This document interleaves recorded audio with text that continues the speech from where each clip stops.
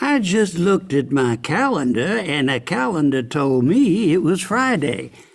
And I told the calendar, I guess that means I gotta be at Story and Song. So here I am, here we are.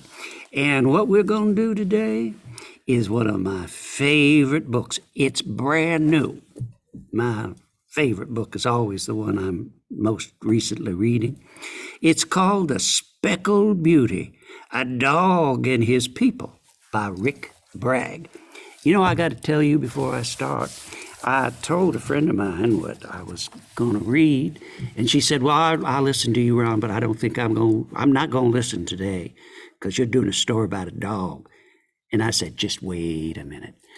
Look, I read the end of this book before I read the beginning, and it don't have no unhappy ending, so it's safe. You can read it. You see, when I was a child, I read Old Yeller, and nobody told me nothing about Old Yeller.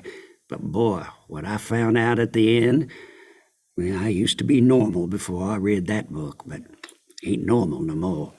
Now, speaking of which, we're going to do Rick Bragg, and I've picked chapter number 9. By no means the only spectacular chapter, just one of many. And it is called Tumbling Down. A boy should have had this dog, a tireless, terrible, indestructible boy. Every bang of the screen door would have been the start of a great race. Oh, now you just think of the mud puddles alone. Think of the adventures. The days had flashed by, time had catch fire. Now I ran with all the grace and speed of a pot-belly stove. Over the years I had broken both legs twice, ruined one knee. There I was, running in slow motion and leaping, sometimes whole inches off the ground. Oh, the dog didn't care. The dog was thrilled. Finally, something to herd that did not try to kick his skull in. Every night after supper, we played in the yard. That dog'll trip you, Sam warned. Nah, I said. Must have looked pitiful from a distance. But it made me, for at least a little while, less of a miserable, crabby old grouch. All I had to do was clap my hands or talk to him in that goofy, enthusiastic way that people do. Oh, and he was bouncing, the way the dogs do. I'm not saying it was anything that has not happened on this planet 1 billion times or so before. I am only saying it made me laugh out loud again a little bit. And the dog, he woofed and growled and hunkered down and then leapt like that asphalt driveway was a trampoline. Who's a good boy? Who's a good Speckle?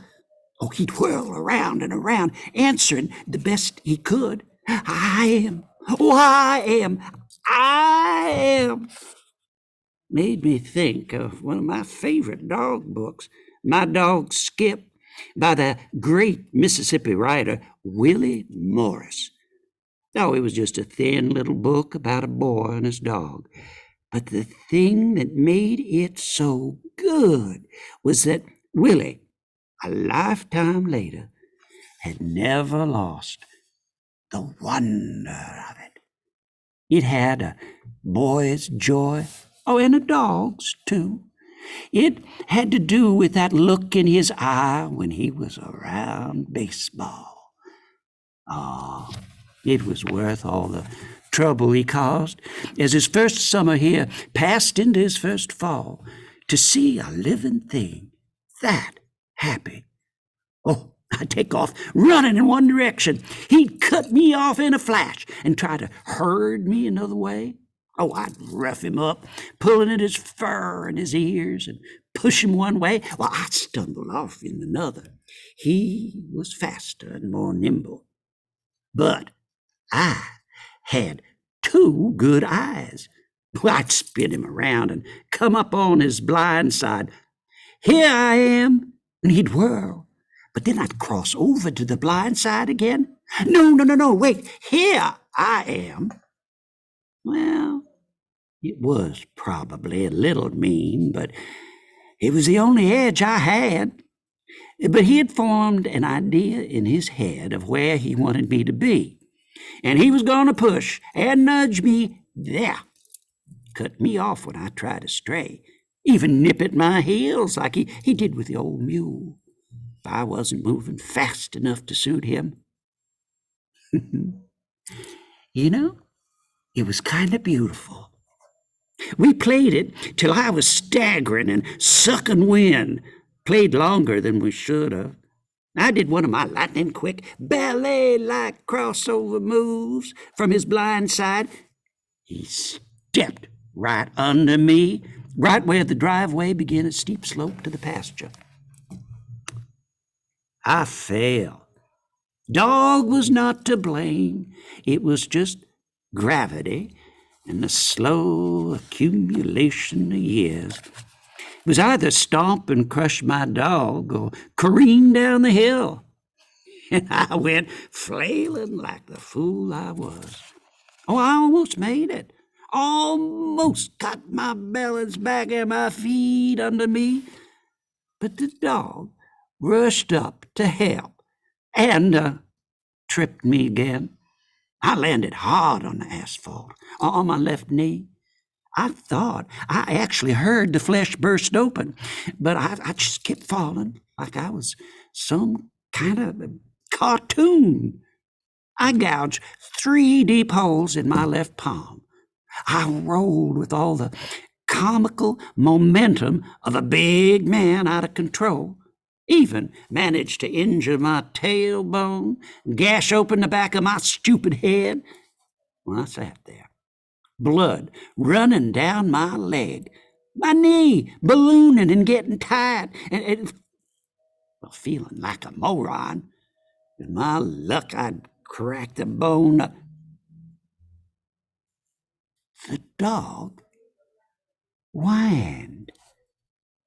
Why, it took several long seconds to realize, to really hear it. Now, you couldn't hurt the dog enough to get a sound out of him, except maybe a growl or a snarl. But he sat there beside me on the asphalt and whined. Now, I guess there was no great clairvoyance or intuition in it on his part. What with all that blood and all, it was still a surprise. I was the one who landed as brittle as a piano heaved from a window in a silent movie. But it was my dog who was crying.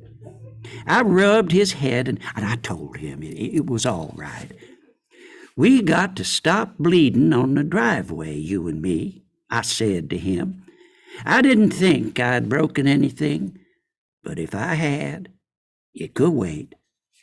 I think I'll just lie here a minute, I told the dog. I've always resented gung-ho people who say, when you get knocked down, pick yourself right back up. Well, I think a young person made that up. Sometimes, and I speak from great experience, it is better to stay down a while and catch up on some rest. And think about life as you know it. World will spin on just fine for a while, and I could try to catch up later if I was able. You would be surprised how soft the asphalt can feel. I fell down my front steps once in New Orleans at the corner of Joseph and Annunciation Streets. Now, the details are not important, but I lay there a long time till I remembered I was in New Orleans and thought somebody might come by and, try to harvest any organs that still might be viable. This was a lot like that. At least, I thought to myself. No one was looking. What happened to you? Duh. My brother was standing over me. I hadn't heard him come up. Perhaps I damaged an eardrum. Fell down, I said. Dog trip you? He asked. No, I said. You need help getting up? He asked. No, I said. You gonna get up? No. Probably ought to, he said. I'm just gonna sit here a while, I said. Okay, he said, but he didn't leave. You break anything? I don't know. I don't think so. My mother and sister-in-law watched from the porch. Dog tripped him, he told them. He's not hurt bad, is he? I heard my mother ask. No, my brother said. Is the dog hurt? He didn't fall on the dog, she asked. Me and the dog are fine, I shouted to her. God, it made me a little mad to be discussed like I was a plant or a mailbox. Well, then, what's he doing? She asked, continuing to ignore me. Oh, he's just sitting out there bleeding on the driveway with that stupid dog, my brother said. They all just crowded onto the porch and watched me a while. I guess to make sure I did not get up and fall down again, I just rolled on down the hill into the pasture and perhaps, out into the road.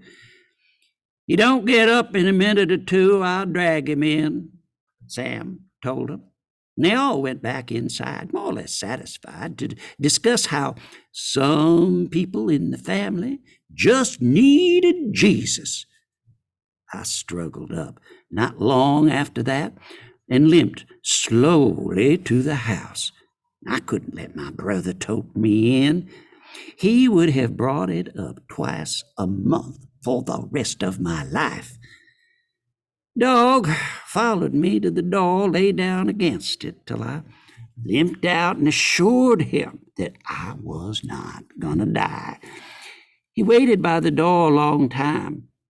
Well, for snacks probably, but it can't hurt to believe the best in a dog.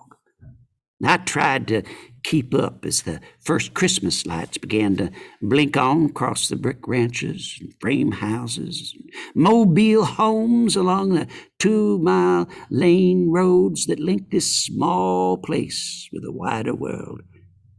I limped and staggered after him, sometimes cursing, flinging empty threats till I gave up and found a seat on the steps to wait. Sooner or later, he would come loping back to sit beside me and wait for me to rub him on his head, and pull on his ears, and tell the same old lie. The days did not flash by. Time did not catch fire. But it would be wrong to say that they dragged or lingered.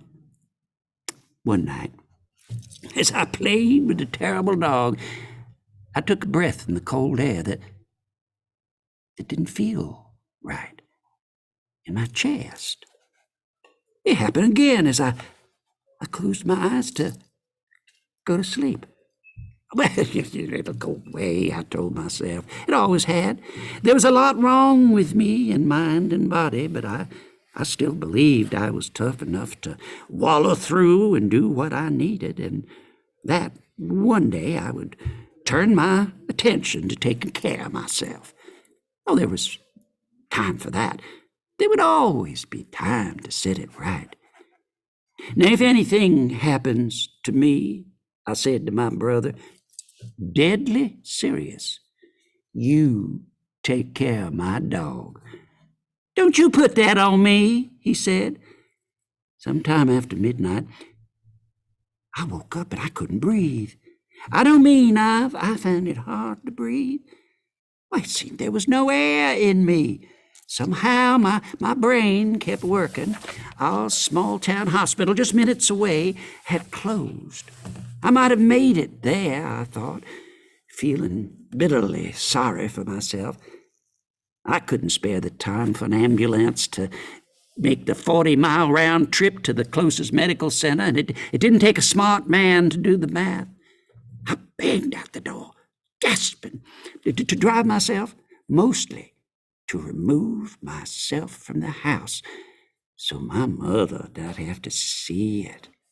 I almost tripped over my dog as I flung open the door. I don't know how he knew what was happening to me. I guess whatever sixth sense he had when things were bad must have been pinging, and he whined and tried to herd me across the yard. But as usual, he didn't know where he wanted me to go. I shoved him away and crawled into the cab, and he put his paws on the edge of my seat. I had to shove him out of the way again to close the door. "You can't go, buddy," I croaked. I careened from side to side in the driveway, dog running beside the driver's side window. I couldn't hold my breath for 3 minutes, let alone 30, the time it would take to drive to the emergency room. I just didn't know what else to do. As I roared through the country roads, it occurred to me that I could call 911 and have the ambulance meet me. My heart sank as I realized I had left the damn phone behind. Now, I always hated that phone, and I thought bitterly, the one time I needed it. Oh, I mean, really needed it? I'd left it behind. It was a cold night, but the warm air from the heater blowing in my face made it even harder to breathe. I had swimming. I rolled down the window. In that cold air pouring on my face, I caught the tiniest squeak of a breath. Now, the head nurse told me I did the right thing and maybe saved my own life, but she was kind. I would learn that my heart and kidneys were in failure. My lungs had filled with fluid, in part because of a general stupidity and long-term dependence on destructive medicines that had gone unregulated for too long. One of my lungs had collapsed around the scar tissue there from recurring pneumonia.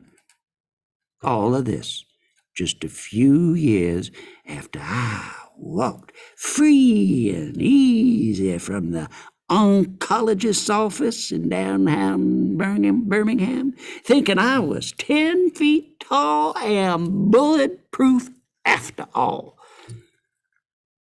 I was useless for a while. Hell became a hateful ordeal. Flight of stairs, well, that did me in.